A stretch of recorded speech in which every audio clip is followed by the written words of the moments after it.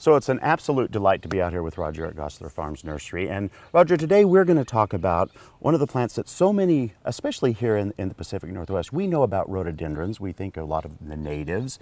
We all consider the beautiful blooms from them, but it's really a big family. And so today we're going to talk to you about some of the rhododendrons that of course bloom, but their glory is their leaves, right? Right. So what are we standing by here, first of all? This is Rhododendron Williamsianum. It's a Chinese species, totally hardy. It's been in the valley for probably 100 years kind of thing. Wow.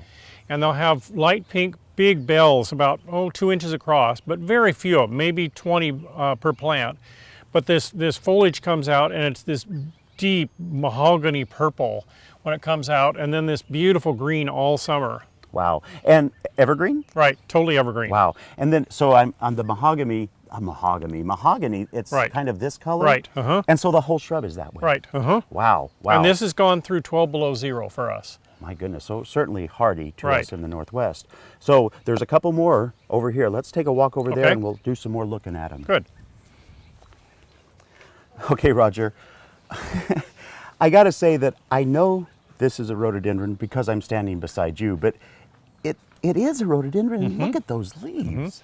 This is Yak Pak, which is Yakuzamanum, which is from Japan, southern part of Japan, across Pachysanthem, which is from Taiwan. So it ends up being very hardy. This is about a 30-year-old plant. It's been through below zero several times, and white, pink to white flowers, but this incredible foliage all summer. And then all year round it will have this very dark, rich foliage and very clean, no insects that I've seen at all. And is that because of the soft covering on the leaf, do you think? From what I understand, the inamentum, the soft covering on top of the leaf and underneath the leaf, keeps the lace bug from getting to the leaf to suck out the fluids. And then does that just change because of time? Does the rain wash it off, or all of those things Pretty together? much the sun and rain will wash it off. This one will hold it pretty well through the summer. By September, this will start to really change and get these darker green leaves. Absolutely beautiful. But now we are going to go look at one more. Let's step over here and do that. Okay, again, it's a breathtaking plant just like this. So tell me about this one. What's its name? This is Rhododendron Pachysanthem, which is the parent of the Yak Pak.